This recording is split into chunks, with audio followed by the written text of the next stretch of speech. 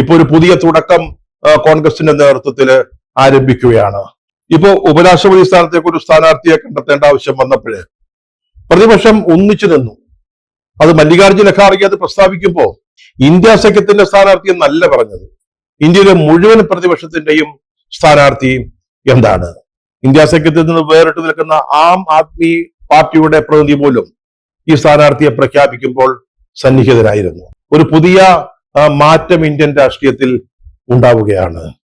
നഗരങ്ങൾ കേന്ദ്രീകരിച്ച് കള്ളപ്രചാരണങ്ങൾ നടത്തി, അതുപോലെ സമൂഹത്തിൽ ഡിവൈഡ് സൃഷ്ടിച്ച്, വേർതിരിവ് സൃഷ്ടിച്ച്, വെറുപ്പിന്റെ അന്തരീക്ഷം അല്ലെങ്കിൽ വെറുപ്പിന്റെ പ്രത്യയശാസ്ത്രം പരത്തി, വർഗീയത ഉണർത്തിവിട്ട് എക്കാലവും രാജ്യം ഭരിക്കാവുന്ന BJP ഒരു മോഹം, കോൺഗ്രസ് മുക്ത ഭാരതം എന്നാണ് അതിന് പറയുന്ന പേരൊക്കെ.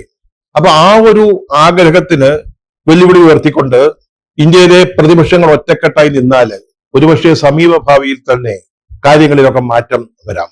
ബീഹാർ തെരഞ്ഞെടുപ്പ് നടക്കാൻ പോവുകയാണ്. നമ്മൾ തുടക്കത്തിൽ പറഞ്ഞതുപോലെ ഇത് BJP അല്ലെങ്കിൽ NDA മാത്രമല്ല, അവർക്ക് മാത്രമല്ല ഈ യാത്ര അങ്കലാപ്പുണ്ടാക്കിയിരിക്കുന്നത്. അത് ബീഹാറിലെ BJP JDU സഖ്യത്തിനും കൂടിയാണ്. ഇപ്പോൾ തന്നെ അവർക്കിടയിൽ വലിയ തർക്കങ്ങൾ നിലനിൽക്കുന്നുണ്ട്. BJPയുടെ ആഗ്രഹം തെരഞ്ഞെടുപ്പിൽ ജയിച്ചു വന്നാൽ ഒരു BJP മുഖ്യമന്ത്രി തന്നെ ഉണ്ടാവണമെന്നാണ്. പക്ഷേ നിതീഷ് കുമാർ അതിന് താല്പര്യം പ്രകടിപ്പിക്കുന്നില്ല. നിതീഷ് കുമാർ മത്സരിക്കേണ്ട എന്ന ചില അഭിപ്രായങ്ങൾ പോലും BJPയുടെ ഭാഗത്തു നിന്ന് വന്നിട്ടുണ്ട്. അപ്പം അവർ തമ്മിലുള്ള ബന്ധം അത്ര മികച്ചതല്ല.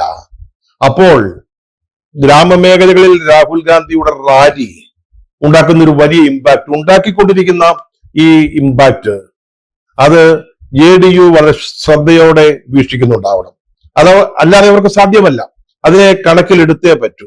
അങ്ങനെ വന്നാൽ നിതീഷ് കുമാറിന് ഒരു പുനർവിചിന്തനം ഉണ്ടായാൽ അത്ഭുതപ്പെടാനൊന്നുമില്ല.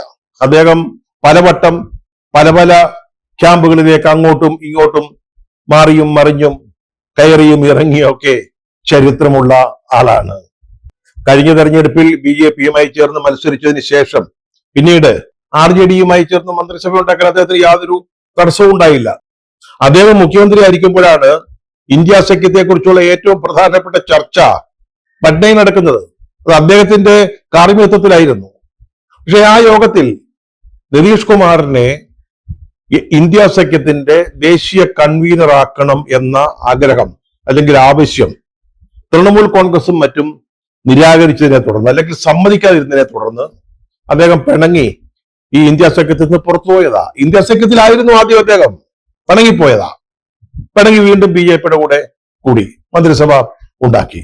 ഇനി ബീഹാറിൽ അധികാരം നിലനിർത്തുന്നതിന് അല്ലെങ്കിൽ കേന്ദ്രത്തിൽ എന്തെങ്കിലും വലിയ പദവികൾ കിട്ടുമെന്ന് ഉറപ്പുണ്ടെങ്കിൽ കളം മാറ്റി ചവിട്ടാൻ നിതീഷ് കുമാർ ഇനിയും മടിക്കില്ല. അതാണ് പറഞ്ഞത്, രാഹുൽ ഗാന്ധി ഈ 20 ജില്ലകളിൽ നടത്തുന്ന യാത്ര, ഗ്രാമയാത്ര, അതിന്റെ പ്രതിഫലനങ്ങൾ എന്തൊക്കെയായിരിക്കുമെന്ന് നമുക്ക് കാത്തിരുന്ന് കാണാം. പ്രാന്തവൽക്കരിക്കപ്പെട്ടവർക്ക് വേണ്ടിയാണ് രാഹുൽ ഗാന്ധി ഈ യാത്രയിലുടനീളം സംസാരിച്ചുകൊണ്ടിരിക്കുന്നത്.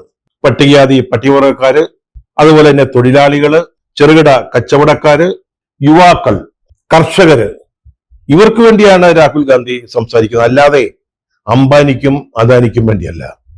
പക്ഷേ നമ്മുടെ പ്രധാനമന്ത്രി മോദി നാവെടുത്താൽ അദ്ദേഹം സംസാരിക്കുന്ന അദാനിക്കും അംബാനിക്കും വേണ്ടിയാണ്. സത്യം പറഞ്ഞാൽ നമ്മെ ഭരിക്കുന്നത് BJP ഗവൺമെന്റ് അല്ല, NDA ഗവൺമെന്റ് അല്ല, അംബാനിയും അദാനിയുമാണ്. പട്ടണങ്ങളിൽ ശ്രദ്ധ കേന്ദ്രീകരിക്കാതെ ഗ്രാമങ്ങളിലേക്ക് തിരിയുക എന്ന ഒരു രാഷ്ട്രീയ തന്ത്രം. ഇന്ത്യയുടെ ആത്മാവ് ഗ്രാമങ്ങളിലാണ്, ഇന്ത്യ ജീവിക്കുന്നത് ഗ്രാമങ്ങളിലാണ് എന്ന് പറഞ്ഞത് മഹാത്മാഗാന്ധിയാണ്. ഈ സന്ദേശം മനസ്സിൽ ഉൾക്കൊണ്ടുകൊണ്ടാണ് രാഹുൽ ഗാന്ധി ഗ്രാമങ്ങളിലൂടെയുള്ള അദ്ദേഹത്തിന്റെ യാത്ര നടത്തിക്കൊണ്ടിരിക്കുന്നത്. ഇന്ദിരാഗാന്ധിയുടെ ശൈലിയും അതുതന്നെയായിരുന്നു. അടിയന്തരാവസ്ഥയ്ക്ക് ശേഷം നടന്ന തെരഞ്ഞെടുപ്പിൽ അധികാരത്തിൽ നിന്ന് പുറത്തായ ഇന്ദിരാഗാന്ധി 3 വർഷത്തിന് ശേഷം തിരികെ വന്നു. അതിന്റെ തുടക്കം കുറിച്ചത് 1977 ഓഗസ്റ്റ് 13 ബീഹാറിലെ തന്നെ, ഇപ്പോൾ രാഹുൽ ഗാന്ധി പര്യടനം നടത്തുന്ന ബീഹാറിലെ തന്നെ ബെൽച്ചി എന്ന് പറയുന്ന ഒരു ഗ്രാമത്തിലേക്ക് അവർ നടത്തിയ യാത്രയാണ്. അവിടെ പട്ടികജാതിക്കാരായ പിന്നാക്കക്കാരായ ആളുകളെ കൂട്ടക്കൊല ചെയ്ത സംഭവം ഉണ്ടായി. ഇതറിഞ്ഞ് അവര് അവിടേക്ക് യാത്ര ചെയ്യുകയാണ്. പക്ഷെ കനത്ത മഴയായിരുന്നു. അതുകൊണ്ട് റോഡ് മാർഗം പോകാൻ പറ്റാത്ത ഒരു അവസ്ഥ വന്നു. അപ്പോൾ അവർ ആനപ്പുറത്ത് കയറിയാണ് ഇന്ദിരാഗാന്ധി ബെൽച്ചിയിലെത്തിയത്. അവിടെ എത്തി ഈ അക്രമങ്ങൾക്ക് വിധേയരായ ആളുകളുടെ ബന്ധുക്കളെ സന്ദർശിച്ചു, അവരെ സാന്ത്വനിപ്പിച്ചു, അവരോടൊപ്പം ഏറെ നേരം ചെലവഴിച്ചു. അതിനുശേഷമാണ് ഇന്ദിരാഗാന്ധി മടങ്ങിയത്. ഇത് ഇന്ദിരാഗാന്ധിയുടെ തിരിച്ചുവരവിന്റെ തുടക്കമായിരുന്നു. അവരും ഗ്രാമങ്ങൾ കോൺസെൻട്രേറ്റ് ചെയ്തു, അല്ലെങ്കിൽ കേന്ദ്രീകരിച്ചു.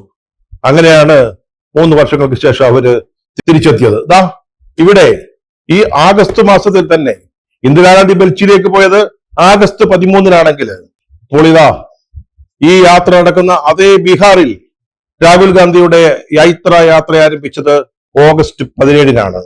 ഇന്ദിരാഗാന്ധി ബെൽച്ചിയിലെത്തിയത് ഓഗസ്റ്റ് 13-നായിരുന്നു. ഒരേ സംസ്ഥാനം, ഒരേ മാസം, അടുത്തടുത്ത ദിവസങ്ങൾ. ഇത് യാദൃച്ഛികമാകാം, പക്ഷേ പലതിന്റെയും സൂചനയായിട്ട് നമുക്ക് കണക്കാക്കാൻ പറ്റും. 16 ദിവസത്തെ യാത്ര, 1300 കിലോമീറ്ററാണ് അവർ സഞ്ചരിക്കുന്നത്. 20 ജില്ലകളിൽ അവരുടെ പര്യടനം നടക്കും. ഈ യാത്ര ഇന്ത്യൻ രാഷ്ട്രീയത്തിലെ ഒരു ഗെയിം ചേഞ്ചർ ആകും എന്നാണ് കണക്ക് കൂട്ടുന്നത്.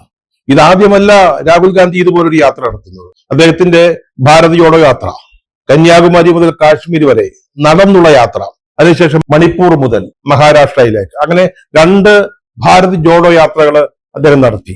അതിന്റെ ഫലം കഴിഞ്ഞ ലോക്സഭാ തെരഞ്ഞെടുപ്പിൽ ലഭിക്കുകയും ചെയ്തു. അന്ന് വോട്ടർ പട്ടികയിൽ എന്തെങ്കിലും ക്രമക്കേട് നടന്നോ, മറ്റെന്തെങ്കിലും അട്ടിമറികൾ നടന്നോ എന്നറിയില്ല. എന്തായാലും എൻഡിഎയും ഇന്ത്യ സഖ്യവും തമ്മിൽ ആ തെരഞ്ഞെടുപ്പിലെ അന്തരം വെറും 1.9% വോട്ടായിരുന്നു. പിന്നീട് BJPക്ക് ഒറ്റയ്ക്ക് ഭരിക്കാൻ പറ്റിയില്ല. JDUവിന്റെയും TDPയുടെയും സഹായം സ്വീകരിച്ചുകൊണ്ടാണ് മോദി ഒരു മന്ത്രിസഭ ഉണ്ടാക്കിയത്. ആ ഒരു ദൃഷ്ടാന്തം നമ്മുടെ മുമ്പിലുണ്ട്.